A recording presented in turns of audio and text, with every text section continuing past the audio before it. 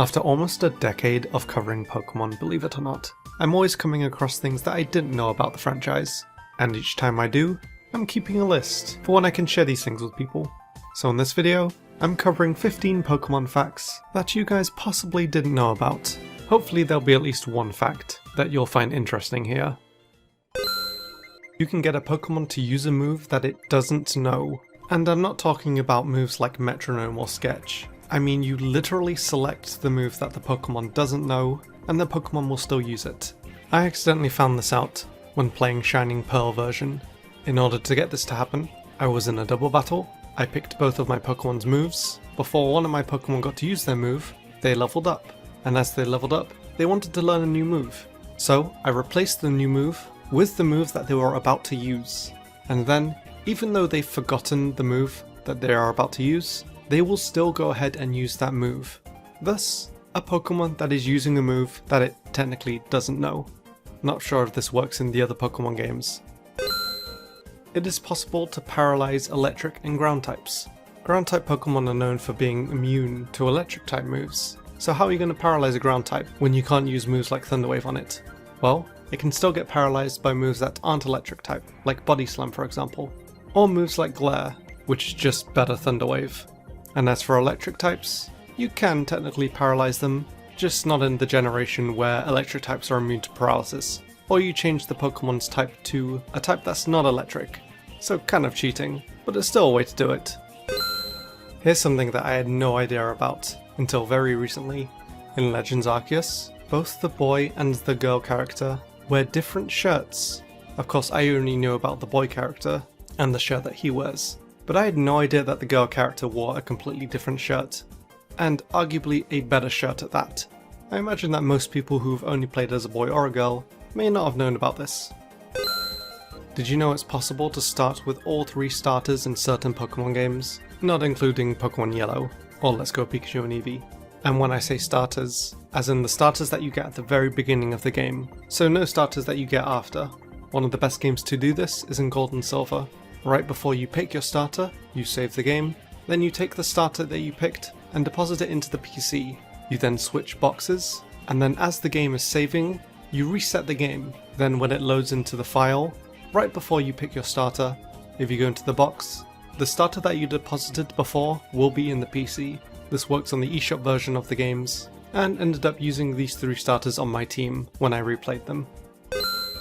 A Pokemon that was discovered 11 years after the game came out, that some of you might not know about, is a gift Tentacool in Heart Gold and Soul Silver, to prevent the player from being soft-locked. If the player doesn't have a surfing Pokemon, an NPC will gift them a Tentacool. This was discovered by someone who was trying to soft-lock themselves, and the best part about this Tentacool is that it can be shiny, giving an extra shiny hunt for people. Kinda crazy this took over a decade for people to realise. Did you know that Brock and Misty have surnames? I mean, obviously I'm pretty sure most people have them, but not a lot of people know about them. Well, according to the voice actors, in an interview with K-Zone magazine back in the summer of 2006, they say that the surnames of Brock and Misty are Harrison and Williams. These are most likely only the anime characters as well, since anime Brock and Misty are pretty different from the games. Now there are some sources that say that these two don't actually have surnames, or that their names actually might be Misty Waterflower and Brock Slate, but I guess it depends on the source that you look at.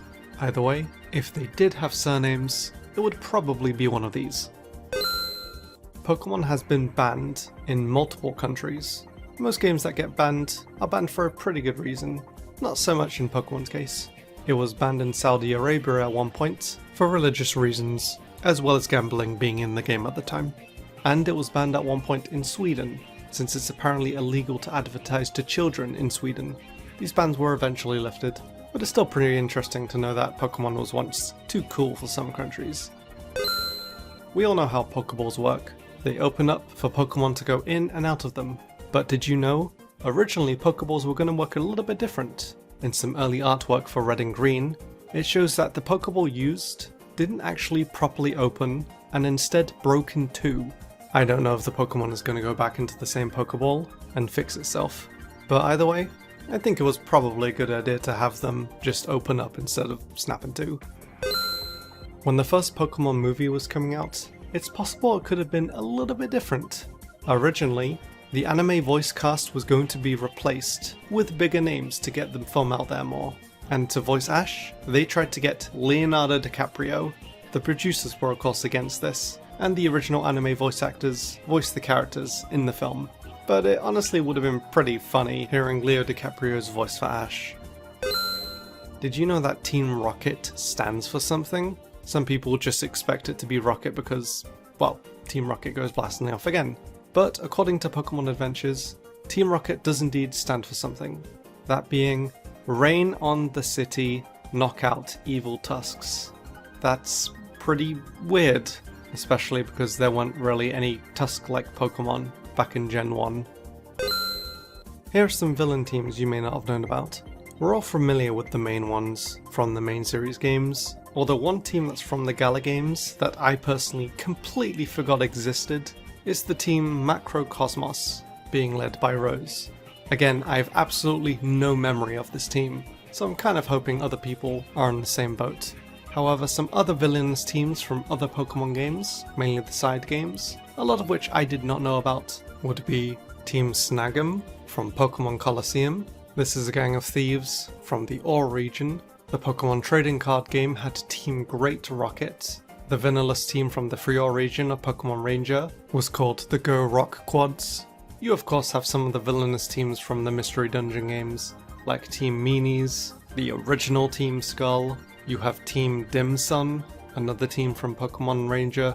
Team Debonair's, another Pokemon Ranger team. You have the Dark Legion, a group of what's called Rusty Pokemon from the Rumble games. You of course have Team Go Rocket, which is just Team Rocket again in Pokemon Go.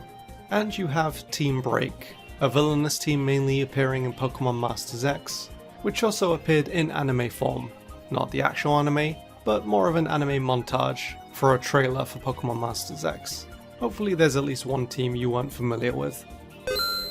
We all know about the move Struggle, what Pokemon are forced to do if they run out of PP for their moves. Well, did you know that if a Pokemon that is forced to struggle can't Mega Evolve, can't use Z moves, can't Dynamax, and can't Terrestrialize, most people don't end up running out of PP, so this might not cross some people's mind.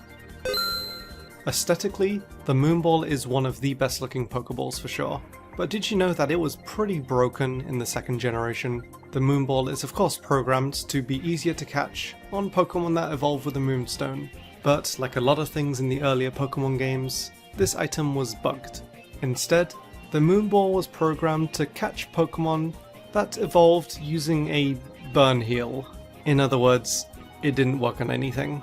The catch rate was just always like a normal Pokeball.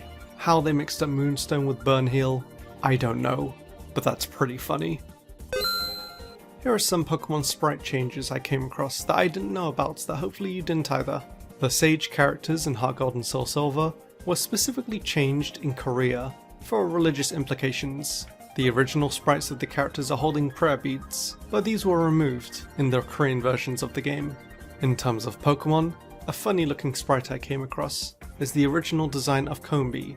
This one gave it what looks like pacifiers or dummies.